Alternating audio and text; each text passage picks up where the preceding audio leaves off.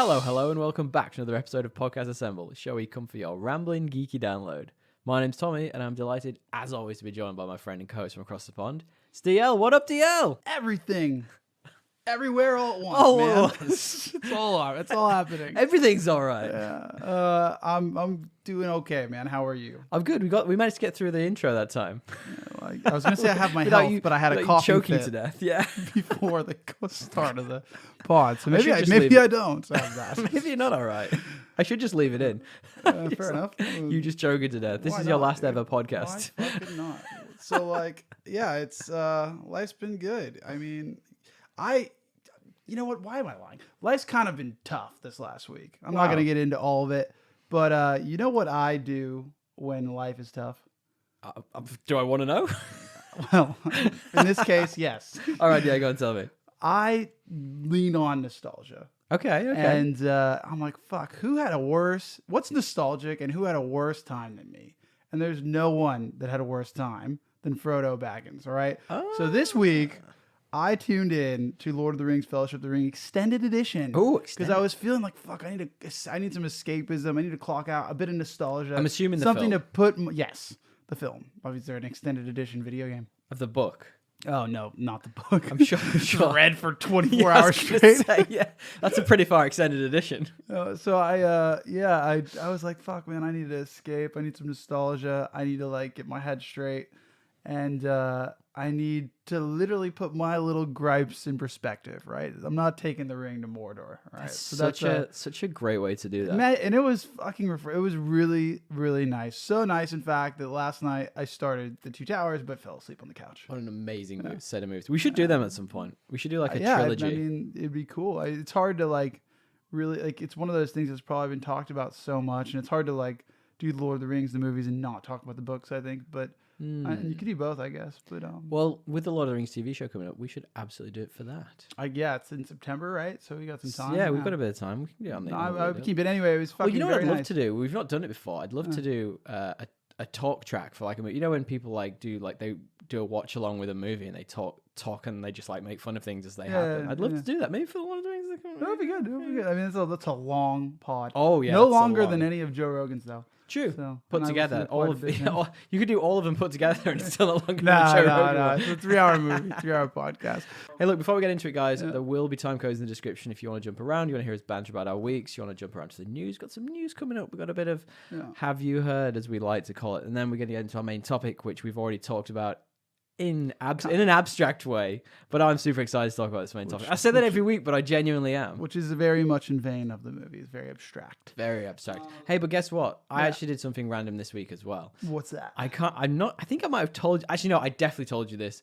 But this week, my work had a big work get together. We've not done it since before COVID had everyone together. Fucking lucky you, man. And it was my colleagues are starting to think they're my friends. Too much of this. Anyway, go ahead. Well, it's great. So what they did was they had a theme for it, and you know your boy loves a theme. Yeah. With fancy dress, right? I either go 0 or 100. Yes. And the theme was your childhood hero. Now, my childhood hero, as if you listen to Super Bracket Bros, you'd know that it's actually Batman. But I didn't have enough time to get a Batman suit together. The only one I could find. You'd only find the George Clooney one. Yeah. You can't wear that one. I had full bat nipples. The only one I could find that was half decent was going to take 3 months to arrive. So I was like, screw that. So I got my second favorite, which was Spider-Man. But I did a twist on it, right? And I know you love this movie. I did the Into the Spider-Verse Peter B. Parker, where he's got the grey trackies on, he's got a green jacket on, and different shoes. Honest to God, no one had a fucking clue what was going on. People kept saying why have you got sweats on? When are you going to take the sweats off? I was like, dudes, this is the outfit. Nobody understood. And as soon as I showed them a picture, they were like, oh, that's actually really good. But I'm like, I don't have to explain this to it's never everyone. fun. No. But you had to know. You had to kind of know. Yeah, you show up in the full Spider-Man outfit. They're like, okay, got it. Well, the other thing was as well, you do the combination. Spider-Man outfits. I don't know if you know it. Effectively, it was a morph suit, right? You know, it's skin tight. They're very revealing. Yeah, and they for a gotta see work the event, package. for a work event, They can't get mad at you. It's not I didn't want to be showing like that what do you much do? off. Like what if you're a dancer? What if your dream was to be a dancer and you had to wear a leotard? It's the same. It's very true, but my dream wasn't to be a dancer. My dream was to be Batman with bat nipples. So Also provocative. That's interesting. do you want man. to talk? What have you been up to this week, mate? Tell me what you've been up to. What have you been doing? Other than Other Lord than Lord of the Rings, yeah. I've been listening to actually a lot of podcasts. Oh yeah, nice. A lot of heady Joe Rogan shit. Then I don't know if you've heard of Flagrant. It's a really no. It's Andrew Schultz's podcast. Oh, sorry, I do. Hilarious, man. They are so funny. And they had on like Jake Paul for one and Joe Rogan for another. And it was like I highly recommend both of them.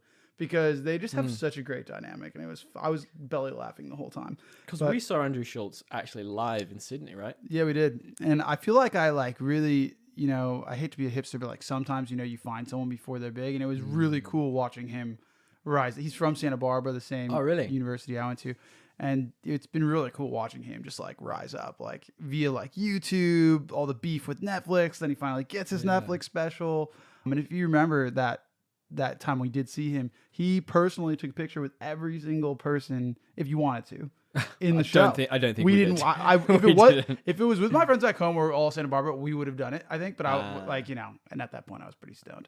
I was like, are we gonna wait in this long line? I think I'd met you after work, so like you guys had all been enjoying yourself, and I rocked up and we watched this show, and y'all were like sinking into your seats. Yeah, they weren't comfy seats either. They were like auditorium seats. Yeah, like from like school. Anyway, so a lot of podcasting, and then I've watched a bit of Westworld 3, episode 3 and 4 for season 3. I like where they're taking it. What I will say, so far it feels like a very big missed opportunity to include like another storyline concurrently in the park. Like, why have we just suddenly completely left? Yeah, well, the that was Westworld the park. Like, yeah. they could have done something new, tackled another side of things in the park, so you didn't completely lose track of it. the flavor that people liked about it. That was the whole point of it originally, I get that eventually they're gonna move away from that, but like have that hub with new characters and a new park and a new world, while you're also exploring what's happening outside. Find some way for them to connect in a couple seasons.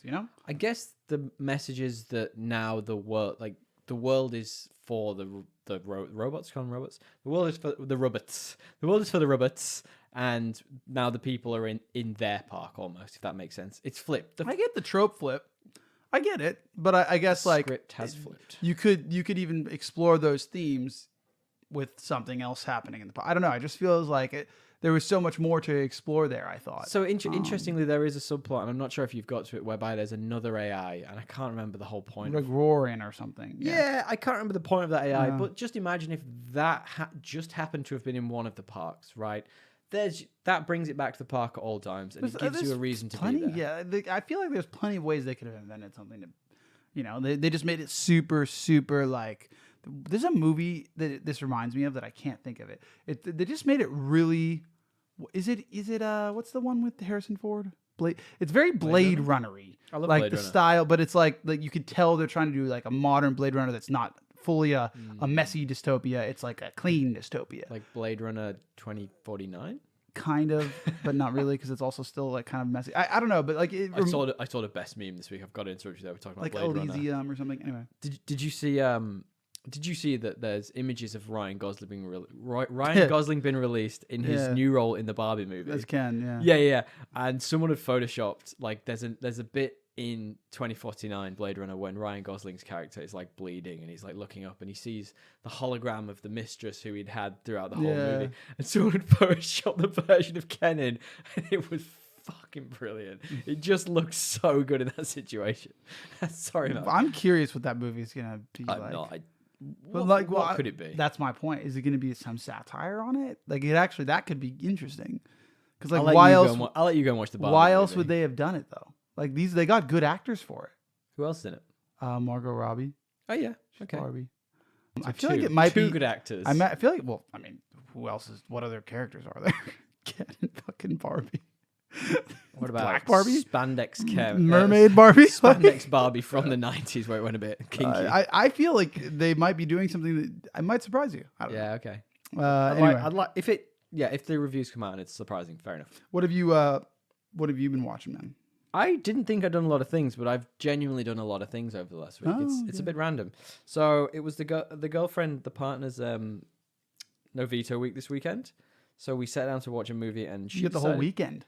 Oh, You guys do weekends now? well, no, like for the movie we were watching on Sunday or whatever night it was, and she decided to watch the Silver Linings Playbook, and I've never seen it. Oh, it's a good movie. It's See, a your partner picks good movies. It's fine. Like, it didn't blow me away. Oh man, that's a good movie. It's That's a fine, good, it's fine. good character romantic comedy, character-driven romantic comedy. It's just all the tropes of romantic comedy. It was fine. It was good. I liked it. I liked Bradley Cooper in it. I felt like his character was. I don't agree that it was tropey. It's like a mental health movie too.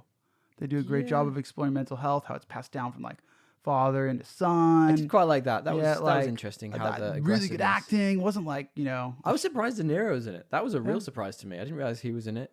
I thought he was really good actually. Yeah. Like the scene where they have a little scuffle and he's Bradley Cooper's clearly trying not to hit him. Actually quite funny. But like obviously he's supposed to be really serious because he's having a flip out.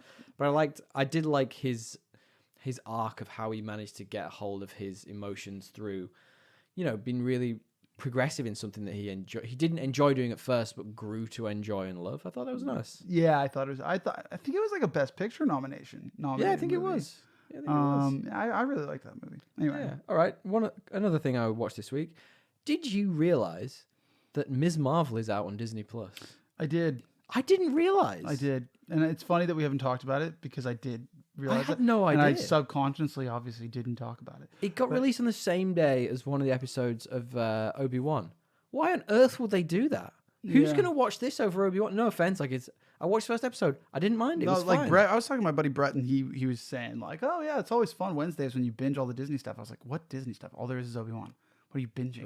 Ugh. And he's like, "Oh, what is it?" I was like, "Isn't?" And then, what is that one called? Oh yeah, Miss Marvel. I was like, "Isn't that just epitomize what I thought about that?" Like, I didn't even know it was out. I didn't even remember what it was about. I don't even know who Miss Marvel is. Should I watch this? Probably won't. It's a very teeny comedy. Comedy? That's the wrong thing. It's a very teeny, It's like Hawkeye was kind of that way drama-y. too. Yeah, it's got a lot of those, but this one's like in high school. Like she is a high school student, which is it's fine. My question. Did you kind watch of some of is- it? How much did you watch? We watched the first episode. There's 2 episodes out. We watched the first episode last night, and actually, my partner really quite enjoyed it. She by the end of it, she was quite enjoying the episode. I just thought it was it was fine. Like, I just don't think it's for me. That sounds really obvious and a bit like random, but like it's not aimed at me. It's not like a superhero that I can. I completely get what they're going for. The diversity, love it, love all of it, but it's just for a younger generation than me. You're getting old, man. Yeah, but I'm still wearing Spider-Man outfits. Hey. Hey, It was so funny. We were at the party and someone said like, we should have all worn Spider-Man outfits, and I was like, why? And they're like, so we could have done the meme. I was like, oh my god, we could have done the meme. It's like fuming. And a couple of other quick bits. I watched a couple more episodes of The Boys.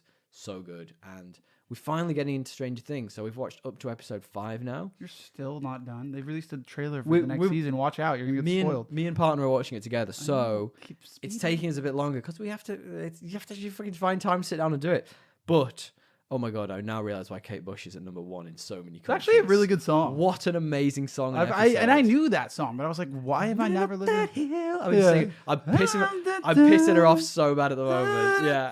So every time she'll come downstairs, I'm like, it's like Donkey from Shrek. She's getting so annoyed. It's good. But how good is the scene when she's in the graveyard and spoilers? There with God. It's so good. No, it's really good. Is that the last episode you've seen? So I think the 5th one, the one we watched after, is the one where Elle goes off with Papa. And they then go to check out the old house, and they're in the house while he's attacking the black jock kid, and it's real intense. I did call that though. I was a little bit annoyed because I was like, "Oh, that's obviously what's going to happen," because they were chasing the kid.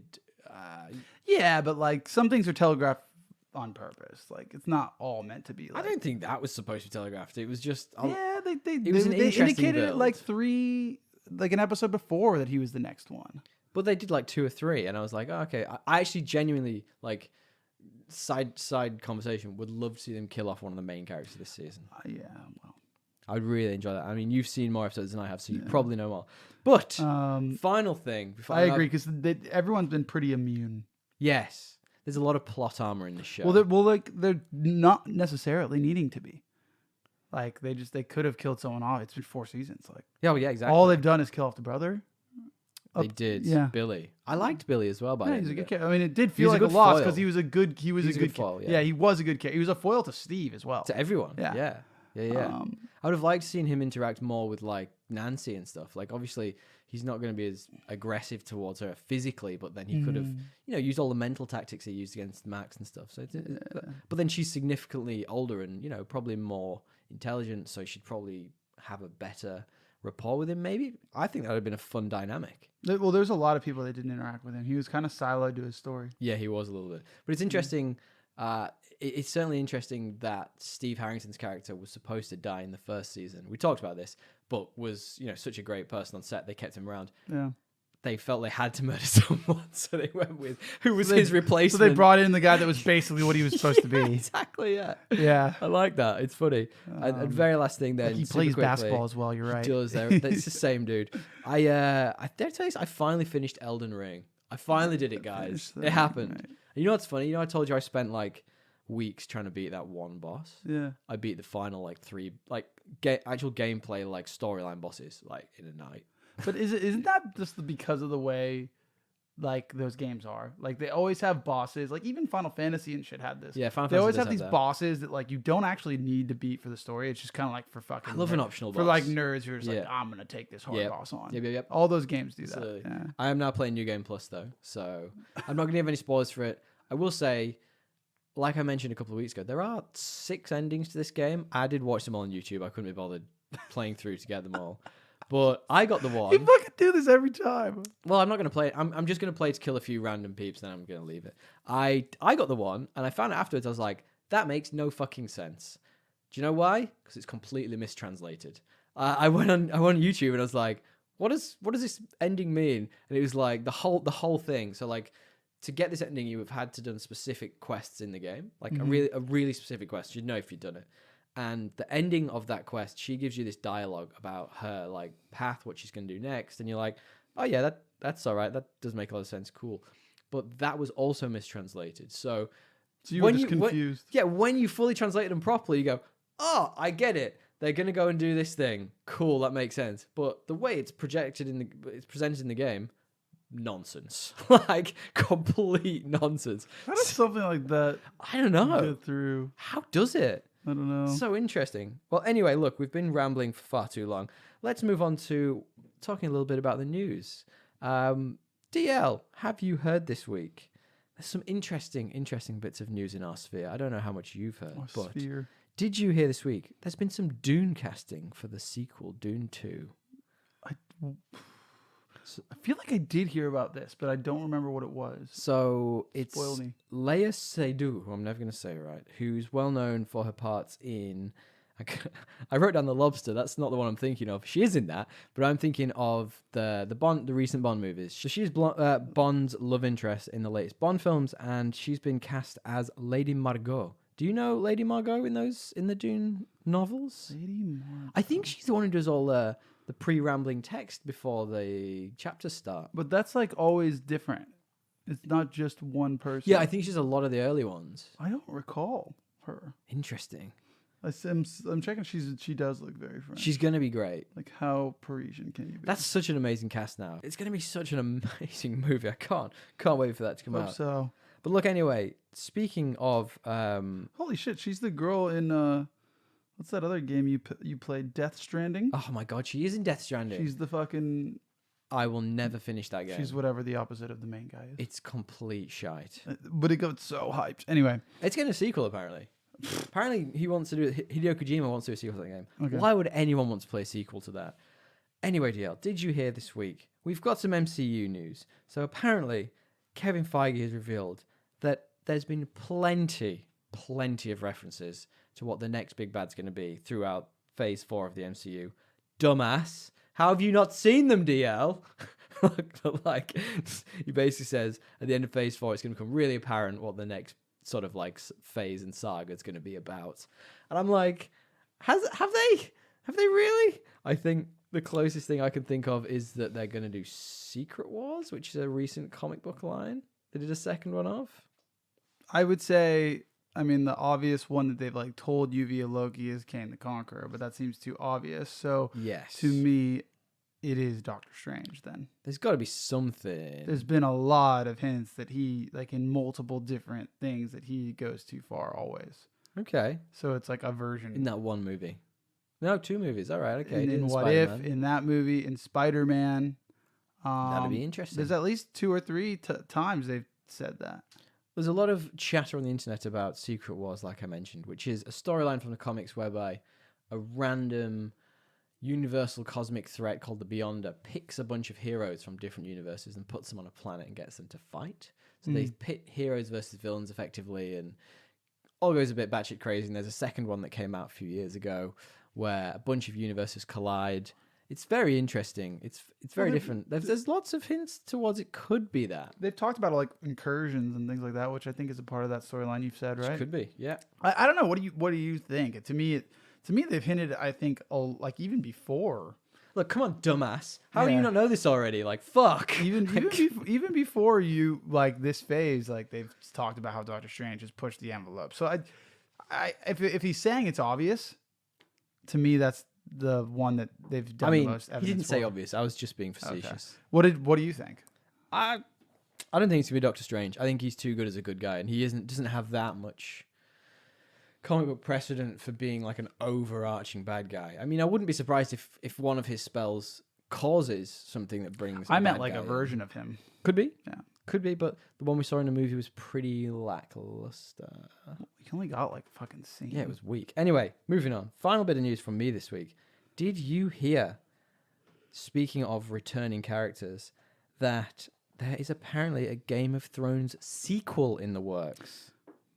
Now, this has been reported by a lot of different things, and the sequel will apparently center around Jon Snow. I don't know. What do you think? I don't know what to feel. Do you think? Well, my initial thought about this was I saw it and I went, well, first I sent it to you. I was like, you'll at least be interested to know this is happening. Interested Yes. is the word My you should use. first thought was, could this just be like an excuse to bring Game of Thrones back just without the name? Because like, let's think about it. There's so much vitriol still to that final season. But if it just carries on the story effectively, like, is this just an excuse to bring it back just under a different name? Because everyone's going to want to come back, right? Maisie Williams, which I can't even think of 3 things she's done since Game of Thrones. Sophie Turner's had a load of failed attempts at being an actress. I don't know what to feel. No. There's no way that's good. Could be. There's no way. There's no way it's worse than that final season. I mean, you say that, but there was like 1 or 2 episodes. One episode. You're in there to try that. One episode that was like legitimately Is that the one where they had quality the big, old Game of Thrones. Yeah, where they had the big powwow in there. It was the one I think before the battle. Yes, that's what The second. I think it was like before the big night battle. Yes, and he knighted. That was like a old school quality, great character storytelling Game of Thrones. Even like the night battle wasn't terrible if you could see things, but just turn that brightness all the way up. and the episode before that I think was pretty good too. That was about the episode before that. Sorry, no, the episode after the battle. Like I think like the build up and then the deflation down. I liked both those episodes.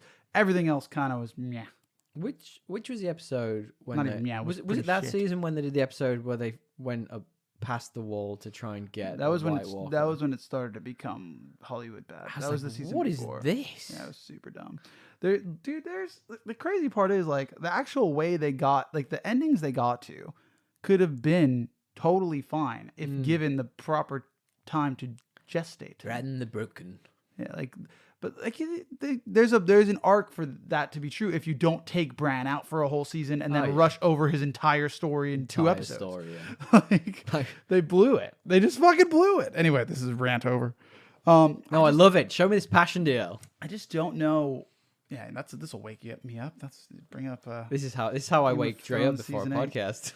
Bring up season 8 of Game of Thrones. I just don't know how this is a good idea, man. Oh, it's Like Game of Thrones, you fucked the ending. You fucked it. You guys. Me? No, like I did. HBO. Sorry, I didn't mean to. greenlit that shitty script. Yeah. And somebody should have told him it was shitty. And now, like, there's no way to recover from that. And creating a Jon Snow spin-off show is not going to help. My favorite. There's no source material. Like, the whole point of Jon Snow is it's bittersweet. He loses his entire family in the end, but he's found his new family because he always Leave it. My favorite bit about that final season was like all the way leading up to it coming out. HBO were like, you can have more budget if you want to do more episodes. Look, we will. Yeah. Whatever you want, we'll give you more. If you want more episodes, we'll give you more budget. You can do more seasons if you want. George R. R. Martin was like, "This should be a 10-season series." Everyone, literally everyone, and they were just like, "Nope, it's gonna be 5 episodes and we're done." Somebody should have been like, "Well, how about you're done?" Yeah, well, that's the hubris. Like hubris comes before the fall. Right? That's what happened with them in Star Wars, right? They were just like, "Hell no, guys!" I don't know why I'm bringing all these accents out this time. So many weird characters today. The German accent was pretty good. No, my favorite was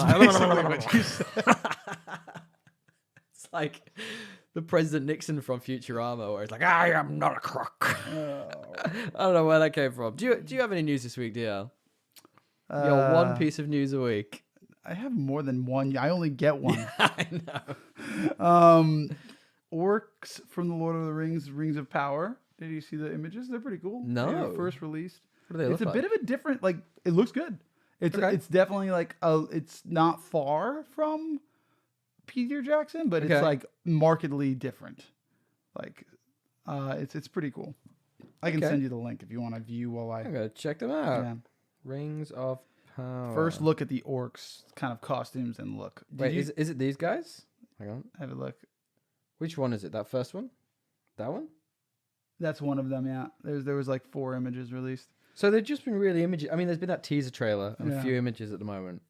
I mean, that looks pretty good. It actually looks like they're just like more the prosthetics look really good, and they're like more sophisticated than they were in the real. Like, they've got a little more culture, like the way they dress, and they're not just gooey. I see you're a man of culture. They're not just sticky and slimy. But wasn't that just a specific? The Uruk-hai were just a specific type of orc that were bred also for war. But also there was like the orcs that like before the Uruk-hai, like that you saw a bit of the Uruk-hai fucked with, and they also just looked a little stinky and grimy. But like, my point is, this seems to be taking things in an interesting new direction while being true to the style of old.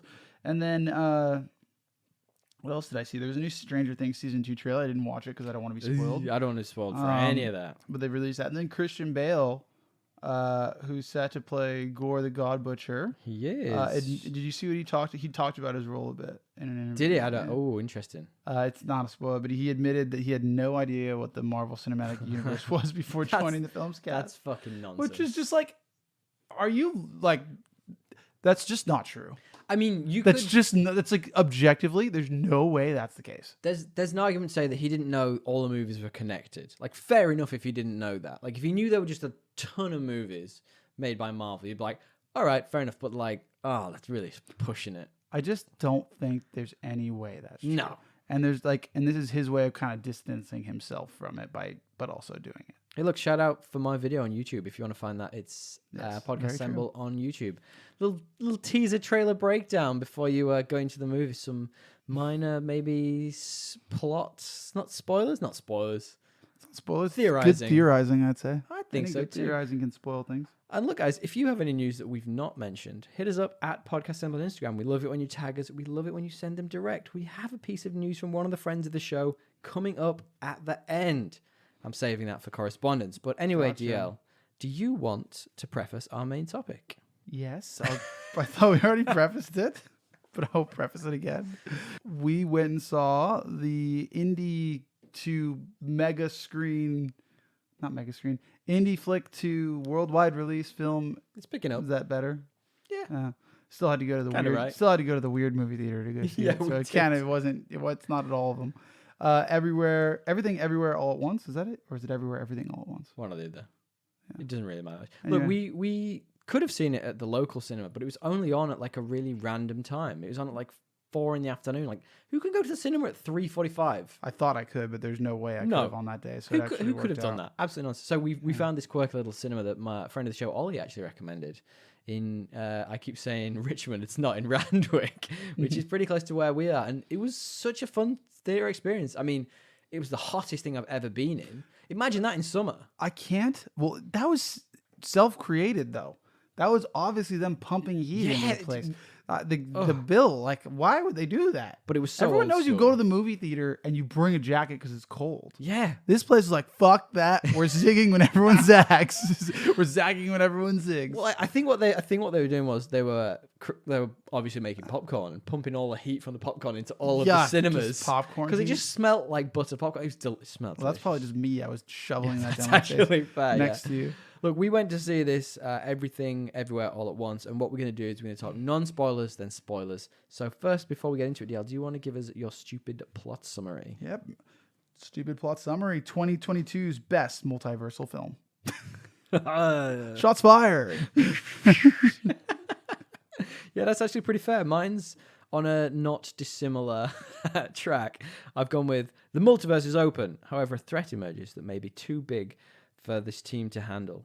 The movie that Doctor Strange could have been. Yeah. That's actually the initial part. Is actually the synopsis for Doctor Strange just slightly changed. And we're all talking. I don't think Doctor Strange is a bad movie. This is just like a better movie. This is just everything it could have been. It's a better movie, yeah. It's just got so many things and stuff. It's a better movie. Well, do you want to guess for me then, before we get into it, the IMDb score for this? 8.5. Oh, it's 8.3. That's a high one. It's a good movie. And part of the reason why I managed to entice you into going to this was the Rotten Tomatoes score, which has actually gone up since I said to you. So what do you think? I don't remember if you told me what it was. What do you think it is? Crazy. Well, now you've got me aiming high. 97. It's 95. Okay. I think it was 90 when I sent it to you. Okay. And finally, the Metacritic score. What do you think that is? I've never seen a Metacritic score above 80, so 79. 82. Oh God. This could be our highest ever rated Metacritic movie. I think all the geeks who went to see Doctor Strange and were let down by it, like myself, were like, "This is amazing." I wasn't even let down by it. You know what this is? This is Doctor Strange if it didn't have the shackles of the Marvel Cinematic Universe. Big time. That's exactly Big what this time. is. And what's his name didn't direct it. Sam Don't Raimi. hate on Sam Raimi. Had good I'm parts. not. I love He Sam had good Raimi. He was one of the best parts of that film. I even said Yeah. that at the time. I just think that he tried to go horror with it, and I don't think it needed it. Just saying it. I'm going to say it. There you go. It's done. It's out I thought there. you liked the horror. I did. It was one of the better parts of that We've movie. got tapes. You we can audit listen the back. tapes. You liked it. Stop retconning, bro. I'm just saying. All right, here's what I think. I think they needed a new angle. They've done everything. They've done espionage. That is true. They've done magic. It was like, let's and they just went, what else can we do? So they went, fuck, all right, let's get a horror guy in. Why not? Yeah. They didn't need to. This movie... Anyway, look, this is directed by a couple of Dans. I'm not going to say their names. Shaner. Who we know from Swiss Army Man. Or and Schnurt. That guy looks like a Schnurt. He does look like a schnurt. I don't know what that means. He looks like such a Schnurt. But it's just... this was produced by the Russo brothers, funnily enough. Good for them. Well known for lots of MCU titles. I want them to make more movies. Oh, me too. But this has got such a diverse, such an interesting cast. Michelle Yeoh plays Evelyn Wang. Stephanie Sue plays Joy, and another character who we'll talk about later. Interestingly, that role was originally supposed to be for Aquafina. Did you know that? I did not. Do you know what Michelle Yeoh's from? Like other so many things. So many things, but do you know she's amazing. Go on. Crouching Tiger, Hidden Dragon. Yeah, she's fantastic in that. Tomorrow Never Dies. She's in so many things. Yeah. We also have Kei-Hugh Kwan, who plays Waymond. And I had to take a couple of steps back when I first heard them say Waymond. I can't believe that's actually his name. How did they get away with that? I was like, but do you know the interesting fact about him?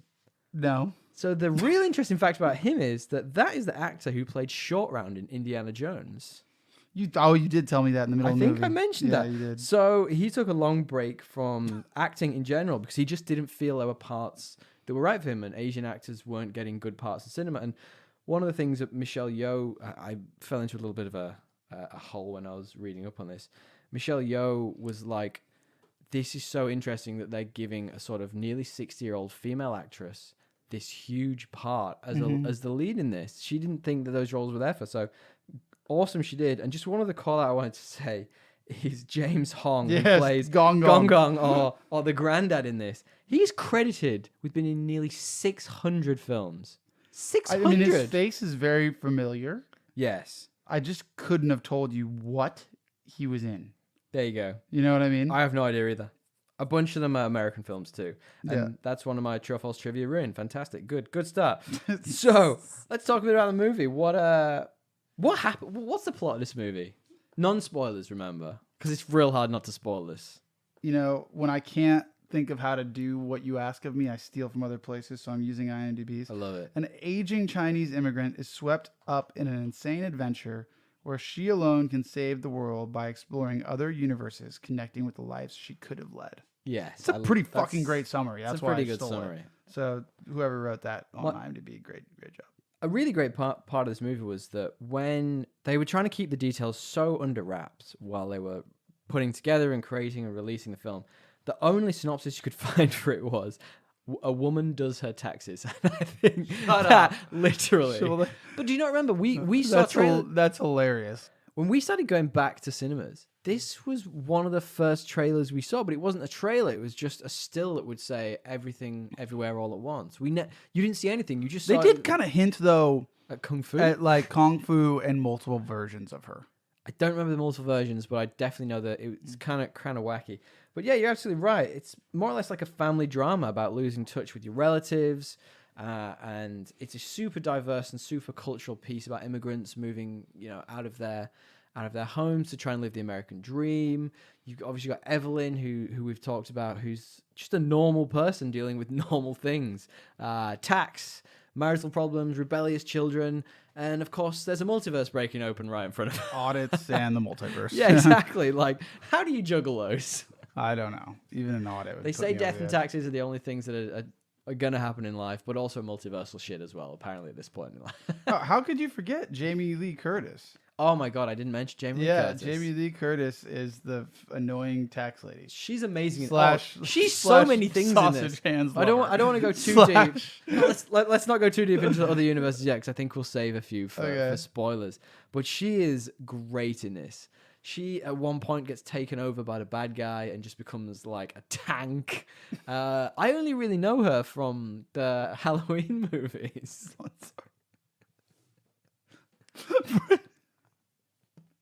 The casting was getting some side characters here.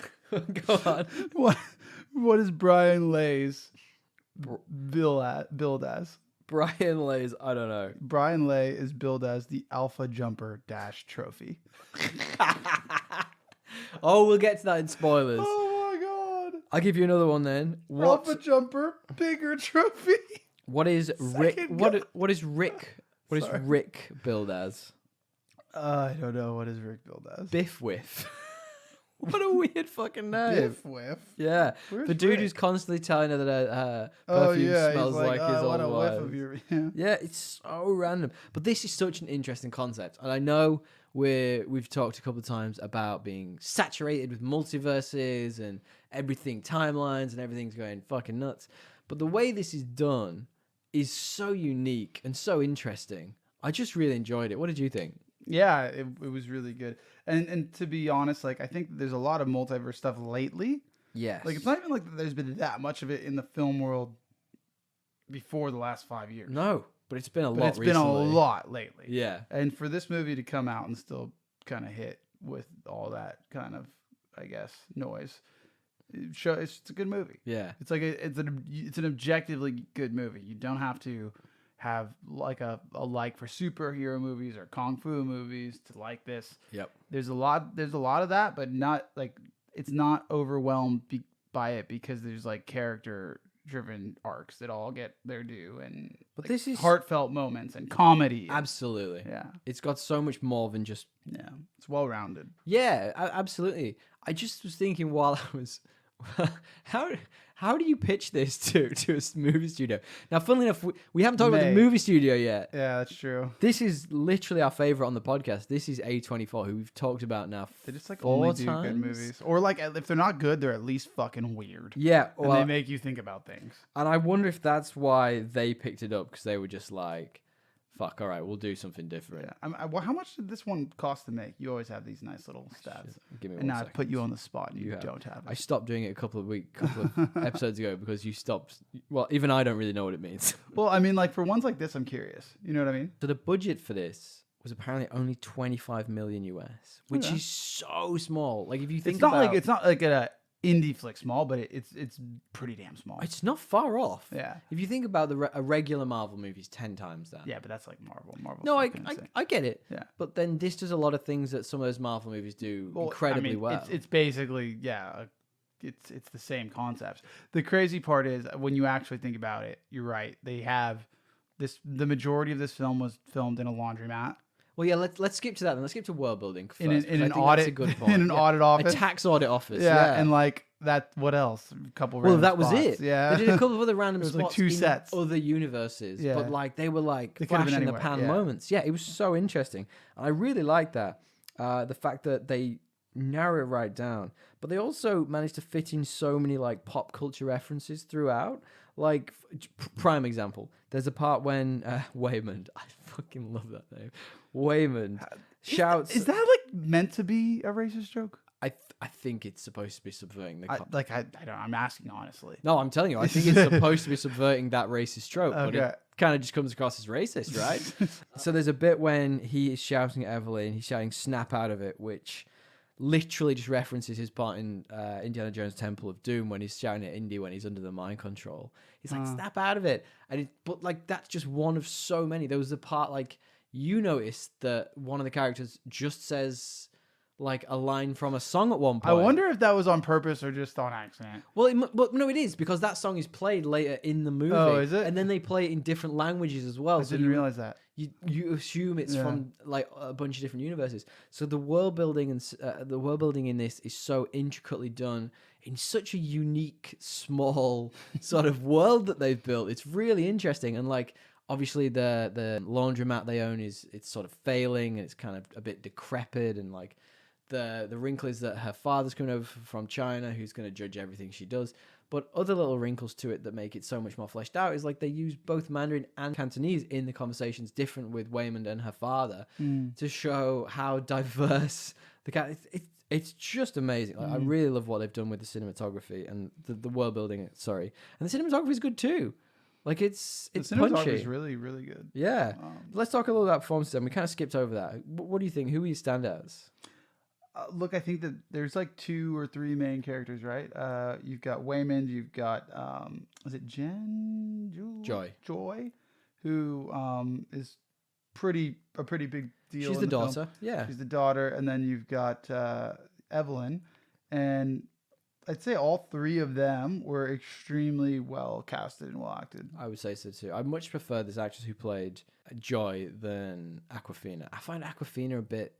She's like an overwhelming presence, where this actor was just the scenes that were subtle, and the scenes that needed to be powerful were powerful. And I think she has real great range. Yeah, no, she's good. And they had like some pretty like famous people in like side parts too, with Jamie Lee Curtis playing like the auditor. Yes. And the dog mom was actually a famous really? actress. I've seen her in a bunch of stuff. Okay. I can't remember what she's done.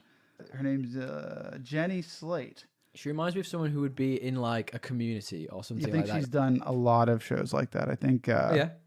a lot of like network television, but then also some just like, I don't know, random ones. Looking it up now. Zootopia voice acting. As Anyway. a random aside, do you think A24 are learning from the movies they're making?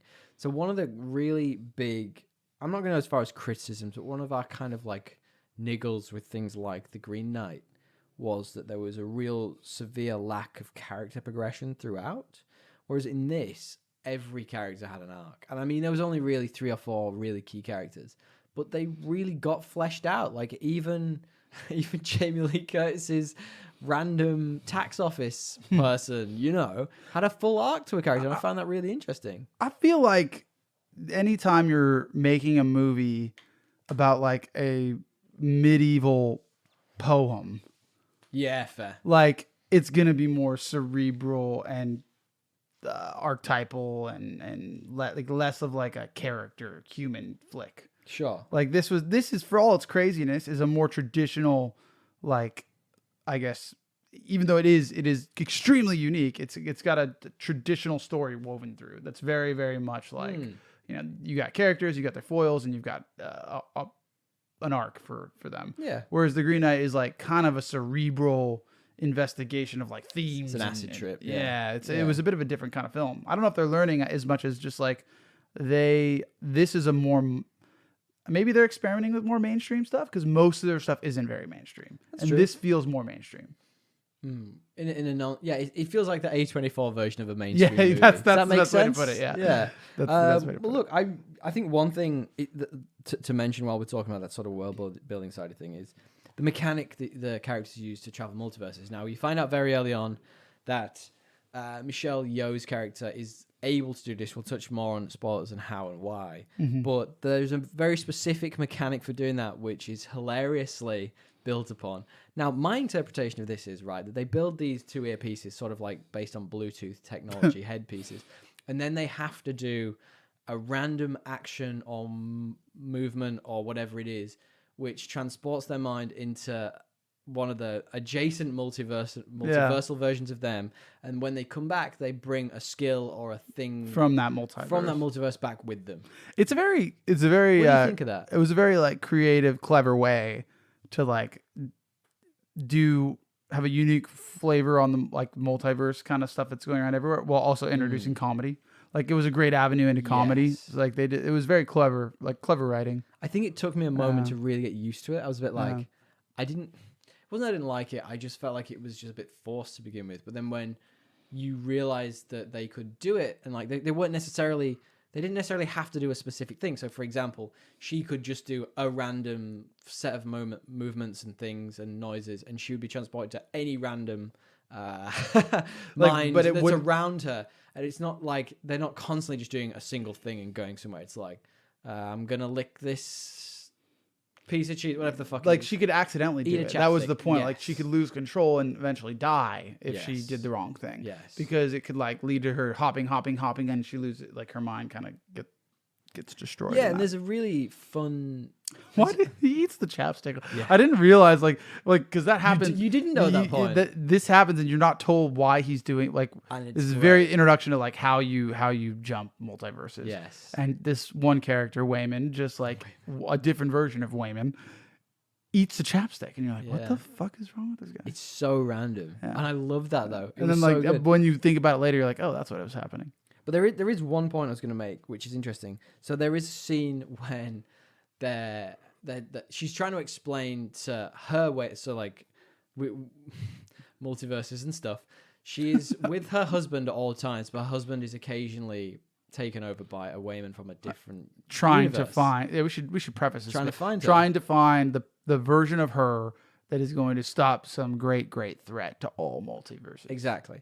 But it keeps flitting between the two different ones. This seemingly helpless Wayman, who's her husband, and this very action-heavy Wayman. Like a version of Wayman that's very much different. Yeah. So, a lot more agency. But there is a point when she's talking to that Wayman and Joy, and she sort of says... She's explaining to them what just happened, and she says, it was like Ratatouille, like the movie Ratatouille. But what's interesting is later on she flits to a universe where there is a dude that she's with who is having the Ratatouille thing done to him, but by a raccoon. So does that mean she's sort of already seeing things early on and she just doesn't realize it? I think it was just a joke. You think it's just a joke? Yeah. A well-seeded joke. Yeah, I think there's a lot of well-seeded jokes in this movie, things that are like mentioned very early on that come through. It's just her being kind of fobby, fresh off the boatie, and then like them making fun of the fact that like in the multiverse everything exists, and so like they're making fun of her. I think, but I mean, you know, what do you think about pacing?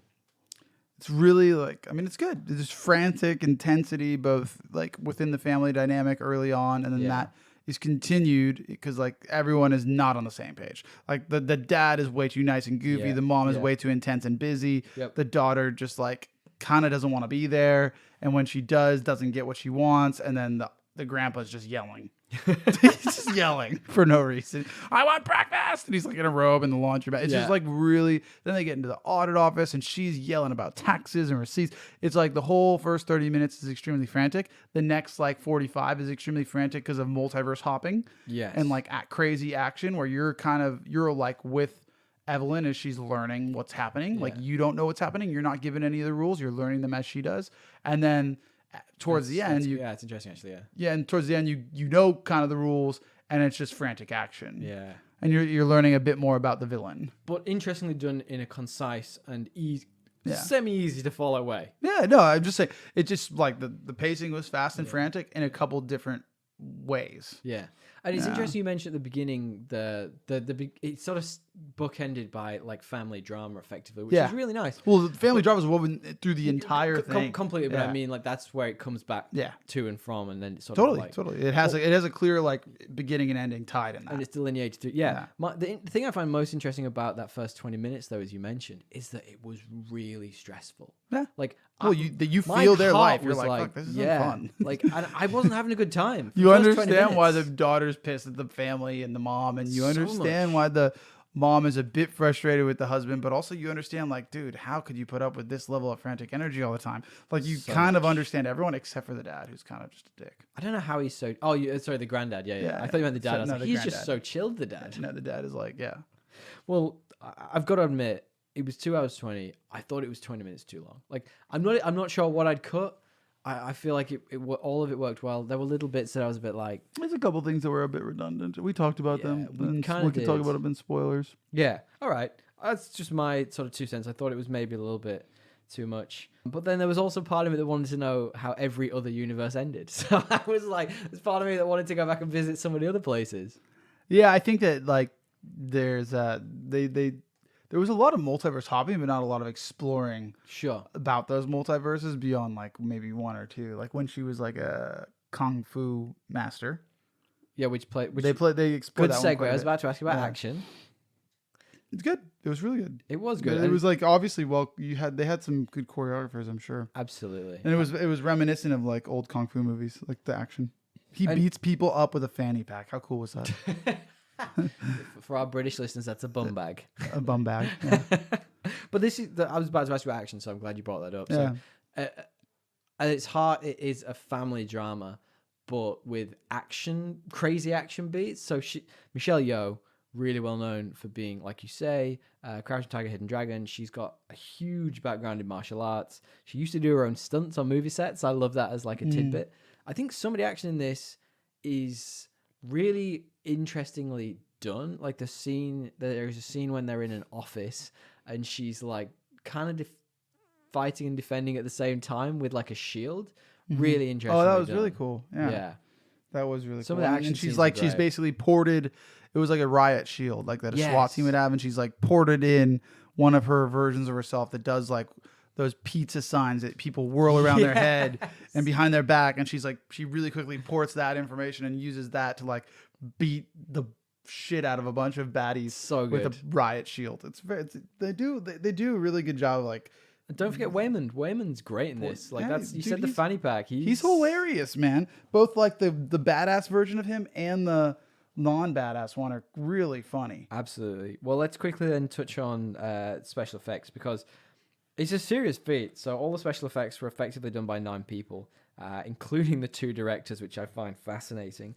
With the majority of the shots been done by the core group of 5 people. So a lot of it is done by a very, very small amount of people throughout this whole movie. Impressive, because it's bigger than that. Like they ran lean and it felt bigger. Yeah, it felt like a big budget movie, but for 25 million, like I feel like they make that budget really stretch. Well, a lot of like the special effects were just like confetti and shit. That's true. Think about it. Yeah, that's interesting. I didn't even think about that. I guess more about the visual stuff where they're like splitting. Like there's a scene when the screen cracks showing like her flicking between it's a mix of like when you have that kind of budget, obviously the cinematography's got to be on point. The cuts have to be good enough to like, because otherwise you'll kind of catch on. Yeah. All right. Then fine. Let's shimmy on because I'm quite keen to talk about some of these other universes. So, right, tell me then, what do you think the tones and themes are for this movie? There's a lot. I think there's like chaos versus control. Yes. And like what, how you handle that, and how that relates to kind of like depression. Okay. Yeah. And I think there was a big allegory with the villain, which was just basically the allegory of like dealing with depression and suicidal thoughts. Yes. Tradition versus like modernity. That's and the like, one I had. Yeah. Like, I guess like living your dreams within that framework as well. First generation immigrants and like their life experience. That's not really a theme, but it's it's something they go back to a lot. Yeah, they do. I mean, it's constant throughout the movie. I think that's real interesting. Acceptance of yourself and others, I find, was a huge theme throughout it. Yeah. Yeah, it's just so saturated. It's like we talk like we talk about some movies like last week, and what the fuck are the themes of Harry Potter and the Chamber of Big Snakes? Like, there aren't any. Like, there's none. But this, it's like, I love how impactful it is on so many different levels. Yeah, no, it was like a really well thought out movie, and we were talking about that like later. But it also had these like crazy psychedelic moments. So it was Absolutely. like comedy, drama, family drama, like character flick, action, kung fu. It had all these great elements to it, and I mean, the real tone, the real theme of this movie, you've got to say yourself, is it's the classic question of what would you rather have, no hands or no feet? And it was obviously like you'd rather have no hands because you have to use your feet for the. That's a deep cut. We'll talk about it in spoilers. All right, then give me 3 best and 3 worsts. It's a well-rounded movie, so Yes. it managed to be like a heartfelt character flick with drama, with action, kung fu, comedy, while also like being a total acid trip sometimes. So it's a hard thing to pull off, and they did it. That'd be my first one. I'd say it's just imaginative, and it's like concepts, its style, the art direction in particular with Joy, and the cinematography. It's just even the plot, like the way they, like I said, the way they handled the universe hopping was like a super creative, imaginative way that like both added to the story, but also the comedy and like the interactions between the characters. And my third one is just that it's pretty funny. Like it's kind of, I call it doubled up there, but like it's a pretty funny flick. It is. Yeah. It's got like some real comedy moments. Like all timers, I think. Yeah. I mean, like there's a Chekhov still though. Like, we will talk about that in a moment. So all right. My 3 best are, it's an A24 movie, right? It's going to be surprising. And we sort of talked this through, but I said it's their take on a superhero movie, in my opinion. Like this is what would happen if they were given a Doctor Strange or something like that. Like and that works as well for a worst. It's not for everyone. Yeah. But that's kind of what I like about it. Like you've got to be invested with them to enjoy this movie. So awesome seeing Michelle Yeoh. She's nearly 60. Seeing an act like that gets such an interesting part. Like, yeah, that is cool. If this is a Disney or a Warner Brothers, they're gonna cast like Chris Hemsworth in this. Do you know what I mean? Like, it's not Michelle Yeoh, and I love that they took a chance. And there's a really interesting. Let me just check if that's in my trivia, true or false trivia. Is it? Let's say no. So the interesting part about that character is that it was originally supposed to be for Jackie Chan. Jackie Chan was. That role was written for the whole role. The role was written for Jackie Chan, and they changed it to Michelle Yeoh when he couldn't do it. And it's a case of I think it's better for that. Yeah, it's definitely more like there's less movies like that. Yeah, absolutely. With makes it stand out, like a middle-aged or older woman. Yeah, than there is with so like that, and it honestly worked. Yeah, it was like to say that I didn't want to see a movie with Jackie Chan in it like this is like if I didn't see this movie I'd have been like no, I want to see Jackie Chan. But like having seen this movie, I think you're right. I don't think that it would something would have been missing. The feminine touch of it all. I think it'd be more comedy if it was Jackie Chan. Well, there was a lot of comedy. No, different comedy. But he's like a bit slapstick. I agree. Like I don't know. I'm trying to think about like what it would be missing. Yeah, I can't really place it just off the cuff, but it would be a different movie for sure. All right, and the final one for me then was it just doesn't apologize for being batshit crazy. I really like that about this movie. It's just like you either like this or you don't. It's like all right, cool, I'm down. I mean, there's not a lot to like dislike. I don't think. No, but then yeah, which is where we get to worst. For us, like who knows? Like, go on, you give me 3 worst. I don't have 3. I didn't. Actually, it's a bit long. I just ported one in. Yeah. Pacing I've got. Yeah. Pacing's a bit of a thing for it. It's a bit long. And well, it's like I said, A24. It's just not for everyone. Yeah. Like we went to The Northman, and our partners were like, "What the fuck is this?" I think they would have enjoyed this movie a lot more, though. That's why I feel like I didn't mean mainstream. This movie is a lot more accessible. I can give you that. Not mainstream, just accessible. Okay. Like not a lot of people want to watch like brutal mythoses of like fucking crazy roided out dudes just fucking savaging villagers. Like. What do you mean, Dino? Like it's just what not, are you talking it's about? Not for everyone. Everybody wants to see that. Naked dick sword fights on volcanoes are not for everyone. I just realized. Do Do you remember? There's a scene in that when the dude who was the uncle. This is the Northman, by the way. Yeah, sorry. Going back to the Northman. There's a scene in that when the dude who's the uncle who killed said Northman's father. Said Northman. He goes into the cabin to effectively, rape Anya Taylor-Joy. Yes. And she literally says, "I'm on my period. You can't do this." And he's like, "No, it's fine." So she like wipes her hand on her vagina and like wipes the period blood on his face. I'd completely forgotten about that. I was like, that is just those words. Oh, you mean when it's the slave girl? Yeah. Anya Taylor-Joy. Took me a while. Yeah, that was gnarly. Rough. But like savage. Oh yeah, so savage. Savage. Apparently that was her idea, which I absolutely. Sorry, tell me your final worst. My final worst. It's kind of fucking cooked that she thought of that. Yeah, my final worst was just that it can be a bit overwhelming at times. Like, there were times when I was watching it and I was like, okay. And I just had to let a bit go by and then just recalibrate my brain. Yeah, that's fair. I don't really have any. I couldn't come up with something I could actually say. Like, I didn't like it. It was a bit long. I mean, it's very much our type of movie. Let's put it. I liked it. I don't think anyone who listens to this podcast and enjoys our geeky conversations. It's just hard for me to criticize something that's like so ambitious and absolutely. creative. Yeah. All right. So tell me then, our final question. We don't do rating systems here on Podcast Assemble. We ask the question: is this better or worse than the most average movie we can think of? Should we change this, by the way? Which is Aquaman. Should we find a new mediocre movie? I'm pretty sure Aquaman 2022 is going to be that movie. I'm like so close to. I don't know. It doesn't have ever heard. Well, I haven't seen any movies that have been that average in a long time. Okay. Well, when one comes along, we'll have that discussion. Well, I guess we can have a debate. We can put it on Instagram for our followers. They can let us know. Is this movie better or worse than the most average movie we can think of? And I think you should give reasons. I think you should give more. Like, I think just saying better or worse is probably a bit. I mean, it's better for all the reasons I don't want to be redundant. For all the reasons I've already talked about, right? This is and like I guess it's better because I can remember a character arc. Yeah, that's true. What the fuck happened in 20? I don't have any reason. I don't have any characters. I don't have any I don't even remember the conflict. There's a throne, I guess. Oh yeah. But why do we even care about the throne?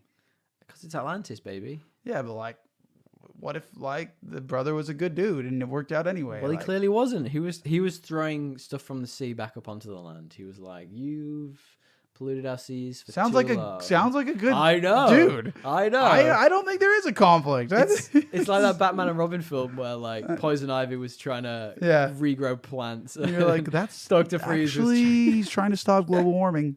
He's trying to help. It's better, right? Like, think, there's so many reasons why it's better. I think it's got so much more intrigue. The acting is just on another level. The diversity, the action man's great. All right, action man. Okay, spoilers. Let's do it. Talk to me about Joy or Jobu Tupaki. The daughter is the enemy, which isn't like even a spoiler, really. It's pretty. I mean, like it is because it's revealed like halfway through, but it was pretty obvious. I don't know, man. I wasn't sure. I didn't know. I couldn't guess. I was like, this is obviously a grounded character, like a family thing. And who is the one that is the most like the antagonistic? Yeah, one. Like who has the best motivation for being pissed at everyone? Well, I actually thought it was going to be Evelyn, as in like a different version of Evelyn was going to jump into this universe. Too much Marvel stuff. I have, yeah, I absolutely have. But I felt she was the antagonistic one in this. So she was the one pushing the daughter away. She was the one pushing the husband away. Yeah, and that was why I was like, oh, for sure. I think I even said it in the villain. I was like, it's going to be the daughter. Because it's like that's the main character creates the villain. Which could be herself. But so there's a really interesting wrinkle How about... can you create a villain in yourself? There's a really interesting wrinkle about this version of Evelyn, who is... The Evelyn they're trying to find throughout all the multiverse, and it's the reason why she is the one is because she's the worst at everything. She's made all the worst decisions. All the worst decisions you can Not all the make worst, but it's like everything that you could have done, you didn't. Yeah, I fucking love call that. it bad, call it whatever. It's so interesting, and I love that it's not. But that didn't really the make classic sense. heroes arc. That also made no sense. No, Then why is she going to do this right? Well, who knows? Because she She's gotta negs get her way one thing through. right. Yeah, exactly. Yeah. But I also thought the Jobu Tapaki character was quite a sympathetic antagonist. Did It you? was. Well, you're supposed to identify. She was like the personification. Well, I guess she is a person, but like the concept behind her. Thanks for letting me know. Well, I use the word improperly. Like, because personification means like you're an object is being given human characteristics, which I guess she kind of was, because no one is omnipresent. She's meant to be like this. She's went too far in universe jumping and became this omnipresent being that experiences every multiversal moment at the same time. Yes. All the realities she can touch in and out of at any given time. She's so powerful she can actually actively touch all different universes. And it like has apparently made her crazy. But I mean that I can see why it would, because you don't have any single quiet moment in one reality, because you can see everything. And because you can see everything, how can anything have consequence? Exactly. Yeah. And nothing matters to you because you're not in any one of them at any one time. And I think there's a big allegory here to like the modern world. Yeah. And that's what I was trying to say when I used the word personification. I don't fucking know why I used it, but there's an allegory here to like, hey, like with the advent of like the World Wide Web and all the knowledge, everything's apparently accounted for. All the knowledge is at our fingertips. Like we have these, and because of that, you're overwhelmed by all sorts of like, back when humans were apes, you worried about the freaking 140 people in your tribe, what not to eat, what to eat. And that's, I think, what we're evolved to handle. Yeah. And in this modern world where there's like anxiety in the zeitgeist of, we have the internet, which shows us all these things all the time, and it's always negative, and we're always fucking the world. So. Yeah. But my point is, like, are you? You're in this kind of. I'm just horny, all right? You're in this world, I guess, where there's so much negativity that you can't control. The chaos versus control. Absolutely. And like her character talks about that and how it's like driving her to basically destroy everything. Oh, and the irony of that, which is the suicide illusion, I think, like the depression and suicide. Like absolutely. And the irony of all of that is the fact that it's actually a version of Evelyn who made her this. So Evelyn was testing different people, trying to see how far she could push them. And she tried Joy and pushed her too far because she was incredibly powerful at it. So it's this sort of like, sins of our mother in this respect, but sins of the father type allegory in the background, which is, really poignant in that exact context you were talking about. Yeah. I really liked her character because she was a villain that was you could identify with her mindset. Yeah, in the modern world. She wasn't just trying to kill everyone, and at no point was she trying to murder all the Evelyns. She was actually just trying to find an Evelyn who could see all the things she could as well. That's what she wanted. She just wanted a partner. Yeah, companionship to agree on the fact that because of that, like almost validate her decision to just end it all. Yes. Yeah. Now, which is very sympathetic. Yeah, it absolutely does. And what it does is it offers you some fantastic insights into other universes. Now, can we talk about just a couple of other universes very quickly? So while Evelyn's learning the motor skills of this, what are we calling it? It's the mechanic of jumping around the different universes. The framework, I guess. She touches some amazing, amazing universes. Cops and Robbers one. There's one with the Ratatouille, like I said. The Ratatouille one might be my favorite, where it's like literally the Ratatouille, but with a raccoon. Yes. But a real raccoon. Yeah, like an animatronic raccoon that looks like it's out of a Disney ride from the 70s. Chuck E. Cheese. Yeah. What's your favorite one? It's like purposely bad, I think. I'll tell you my least favorite. They kept going back to the sausage finger one. Oh yeah, like so much. It was a bit. Yeah. I know it was like so like cringe and on the nose. It was a bit sexually invasive for me. Yeah, in this one, it's like the Evelyn is like actually lesbian lover with the auditor who is Jamie Lee Curtis, and they have sausage fingers.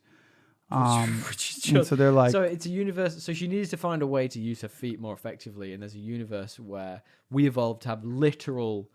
Sausages as fingers, and I mean not like googly sausages, not useful ones. No, not like a chorizo that's got a bit of solidity to it. No, like floppy, like little American poor quality uncooked.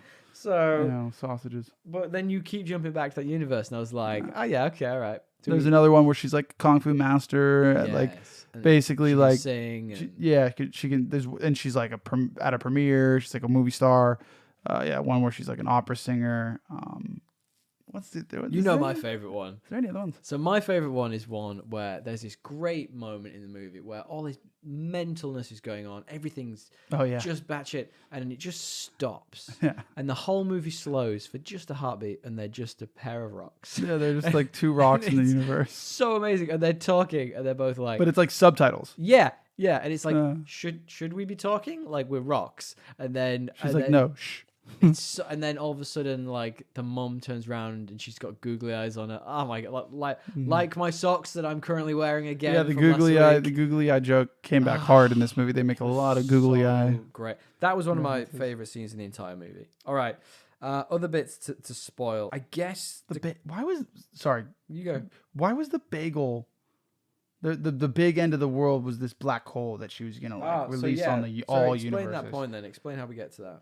Well, it's just like we find out that this whole time while Joy's been looking for Evelyn, like the big conflict, I guess, or the real villain is this dark hole. Well, I guess that's how she kills herself, right? That she's trying to kill herself and kill the universe with. Why was it a bagel? I don't know. I think that was just wacky. I think it was just weird. It was so she literally put everything possible on a bagel, and it basically turned into a black hole. Yes. A bagel-shaped black hole. Yeah. So a black bagel. Yes. That could end the world. That could end everything. Yeah, anyway. And she was trying to tempt Evelyn to go with that. And that actually leads nicely on to my next point, which is kind of the I know it's a real trope, but the power of love was ultimately the winning factor. Evelyn realized she couldn't fight her way through everything, and her husband, who's a bit of a sop, and he's kind of been painted as like this, like kind of useless, dick, but like useless wet blanket style character. But like he's hilarious. But the one that in her universe is painted this way. But then it's also interesting that you see in all other universes he loves her just as much, but just doesn't quite have that opportunity. But in this universe, our universe, we'll call it 616 just for Marvel continuity's sake. She learns from him that she can't fight her way out of everything. And there's a way of fighting that is positive. Yeah. And it's kind of like, when you're surrounded by all this negativity, like, again, control what you can control, and you can control your outlook. And she has to kill with kindness. Yeah, that's what his whole thing is. Like, me being absurdly happy in the face of all this stuff is me fighting back. Like, that's the only thing I can control. I really like that. And it was a really, like, poignant it's message. very, very, like, simple and maybe overdone, but, like, the way they portrayed it in this one, it, like, hit home better than I think others. And I really liked when they brought it back to so there were so many universes going on at once, but there were two which were the two key choices she could choose at the very beginning of the movie, which is one where she goes and hides in a closet, and one where she doesn't and she goes to the tax office. Yes. The one where she goes into the tax office, everything goes batshit crazy, but the one where she hid in the closet originally, I think this is how it works. She then goes back and she has her party at the laundrette that she'd been planning the whole way through, but the IRS turn up and they try to take all her stuff, and the husband actually helps them out of the IRS stuff by admitting that they're going to get a divorce, and that's been, like messing with them a little bit. Yeah. And that's when she realizes that, there is this other way of fighting. But for me, it's that really intense family drama moment where, she has that deep chat with Joy and she brings Joy round, and it's in that moment when they really connect again. Mm-hmm. That bit for me was just the bit that really solidified the movie and made me think, it doesn't, like, as much as all that nonsense is fun, the actual drama family piece is the bit I enjoy most about it. No, it came together very well. Yeah, it was real nice. Yeah, and the divorce thing is hinted out throughout the whole movie, and about it, but the husband doesn't, or Joy, Evelyn doesn't, or she does, and then question for you then. So there's a bit I mentioned before. There's a bit when, so the key two universes that we kind of follow, that one kind of that one key decision making process. In the first one where everything does go batshit crazy and she has to fight everyone through the tax building, she kind of dies in that for like a minute, and then all of a sudden she's back to life, and I didn't get that. Why did she come back to life? Yeah, who kills her again? I think didn't she just? That's what I was just thinking about. Didn't she just run out of steam? I couldn't. Oh yeah, she kind of like overloads. Yeah, she just she overloads on all the universes. And I think she overloads in because I guess my interpretation of that is it's implied she overloads and therefore goes back to her only way out was to go back to a universe where like it was very, very similar to the one she was just in, and it like grounds her again. But I don't know if that's accurate. Okay. I'm sure someone's explained it. Yeah, I'm sure there is. It's good though. But the bit we haven't talked about that I want to get your opinion I on, knew you were going here. we have to finish. We have to wrap up soon. But the talk to me about like your favorite mechanic through the whole movie. Chekhov's dildo. Yeah, we talked about it up top. There's a scene where It's so, right at the beginning. Well, there's a so scene good. right at the beginning where like the otter, who Jamie Lee Curtis plays it, who's just like this terrible, annoying, awful person, like chugging milk in front of her. There are 1,000 receipts, like really just fucking with this poor struggling family, making it really hard on them, auditing them. And she's like, eventually she's like, they try and like get out of something, and she's like, "Do you think you can pull a fast one on the 4 years auditor of the year running?" And she like moves it. The cut jumps through the side of her desk, and it's like all her trophies, and there's 4 of them. She's just one in 4. happened to be butt plugs. They just happen to be literally look like dildos. Yeah. And you're like, oh my god, this is what That they would has give to that come back to an later auditor of on. the year, because they have nothing else. And no one is doing that for them. They need that thing. Absolutely. And anyway, it's like it was like so obvious that's what that was. In my head, I was like, that's gonna come back How is somehow. that? Yeah. How is that good? And boy, does it. Do you want to explain? Chekhov's gun. Do you want to explain how it comes back? Well, yeah, absolutely. It's actually probably one of the standout moments of the movie. Ironically, being that it's a stupid, funny dildo part. It's so goofy. But Michelle Yeoh is super powered. She's got all these cool memories going in her head. She's fighting these two. Well, she's fighting this one dude at the time, and the guy in her ear, because obviously they've got the Bluetooth headset, says the way to become as powerful as she is and get them, the kung fu moves to beat her is, you don't hear it, but basically tells him to jump on this dildo. It's just a point that it's a bit confused, and then out of nowhere you just see him like slowly unzipping his pants. Yeah, and he looks at the dildo. And then the dildo's the foreground. He of needs the some shot. kind of power, and you realize So that's the random act that he needs to mechanic. do. Yeah. And but Michelle Yeoh stops him, and it's this great. It's a really good fight scene actually, where she's trying to keep him away from it. Like And he's trying to shove his ass on this defensively while he tries to butt fuck himself with this dildo, which is a weird thing to say out loud. But they sort of like have a fight, and it flies away. But then out of nowhere, you just see this dude flying into shot. She's like won the battle. Well, yeah. And then like it just cuts from this guy like full on long jumping From like offset. off the set, flying through the air, mid-air, assuming the position, like pulling his legs back, so good. opening his butthole, ready to land on it, and boy does he connect. But then the other guy comes back and he's got one too, just moments later. Yes. That just typifies everything about this movie. And then they proceed to have a whole fight where these guys have 2 fucking dildos in their butt. But that's whole time. That's what I love about this movie. 2 minutes ago, we were talking about the beautiful story between a mother and daughter reconnecting, and then a minute later, we talking about 2 dudes shoving dildos up their ass to find a way to fight this woman. And that's why this movie is probably one of my favorites of the year. Yeah, it's really good. Which, all right, you have a choice before we finish up. The choice for you is, DL, you can keep one of these 2 movies and the other is stricken from the world forever. You have this, or you have Doctor Strange and Multiverse of Madness. I mean, like, I liked Doctor Strange, but I think this is a better movie.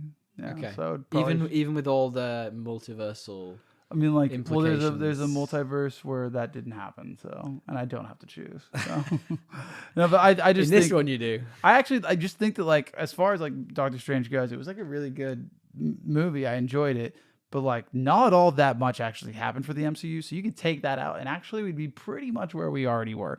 So it's actually not that big of a loss, and it's not as good of a movie. So those 2 things, I'm gonna go with All right. this one. Fantastic. How about you? I mean, I'm sure you do the same. Yeah. Absolutely. This was amazing. All right. True or false trivia before we finish up? Yeah, hit me. I'm choosing one for you this week because I've ruined 2 of mine already.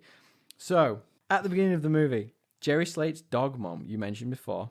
Yes. She's a character who comes into the washateria, and she's presented with a ticket for her laundry. Now, her ticket is a completely randomized number, which just happens to relate to a number of different films. Is this true or is this false? True. It's semi-true. So the number that they actually give her is a number 42. Now, I don't know if you've ever seen Hitchhiker's Guide to the Galaxy. I haven't. Hitchhiker's Guide to the Galaxy is one of my dad's all-time favorite movies, and I gotta say, I loved the remake with whoever the guy is in The Hobbit. Whose name I've forgotten. Isn't it a film or Yeah. a book? It's a book. It's a couple of movies. But what effectively happens in that is at the very beginning, I'm not giving anything away here. The world is actually a calculator, and it's trying to calculate the meaning of life. And it's doing this big. It's taking eons to come up with an answer, and the meaning of life is the number 42. And everyone's like, then they have to create another world to work out what the number 42 means, and it's like this rolling joke throughout. But she gets the number 42, which is the number for her laundry, which is a reference to that. Okay. And I see a lot of hitchhikers in this. Like you should watch that at some point. It's a really, really good movie. Yeah, I've heard good things. All right, well, ultimately, that was our rambling overview of this movie, DL. Thank you all for sticking with it. We do really appreciate it. We do. Would you like some correspondence, DL? Of course. DL, please God. open your emails. We got correspondence. I'm gonna make that into a theme at some point. It's gonna happen. I cringe. What do you mean? You've already done. This is the third episode. This is for sure a theme at this point. I haven't made it into a theme yet. I mean, it's come up multiple times. I That is, know. I think, a definition of a theme. I have to get someone to actually do it for us. I'm not gonna make it. All right. Couple of bits of correspondence. Thank you all for hitting us up. You can find us at Podcast Assemble on Instagram or thepodcastassemble@gmail.com. As friend of the show, Matt did. Now, I have to preface this because otherwise it would be a bit confusing. Yes. DL, did you ever watch a show called Supernatural? God, is it old? It's fairly old now, yeah. It went for like 15 seasons. I think my sister did. Yeah, it went for like 15 seasons. It went for a long time. I think it was like on. I sometimes, but I didn't watch it. It was on the CW. Yeah, and I remember because it was like network television, and my sister was watching it. Now, this was a show me and my brother actually watched. I used to really enjoy it for the first 4 seasons. 15 seasons of anything is tough. It's a lot, right? Yeah. I mean, like the main characters died and they were brought back to life so many times. But obviously, it's now finished. But they're doing a spin-off. So they are doing a spin-off.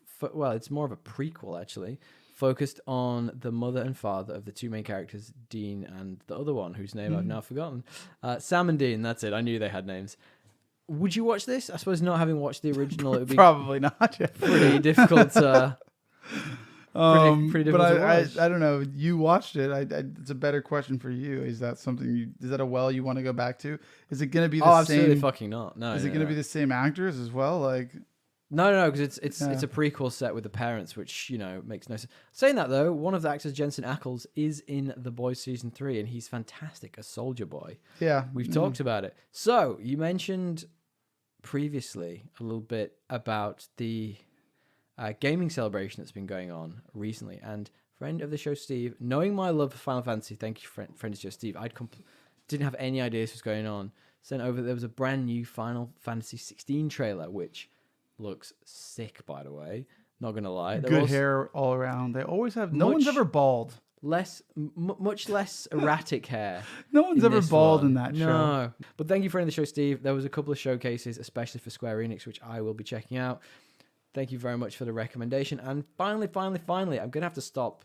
We're gonna have to stop this now. It's time to stop people sending us TV show recommendations.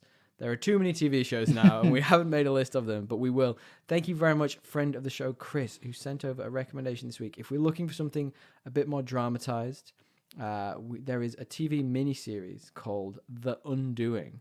I think it's on HBO Max.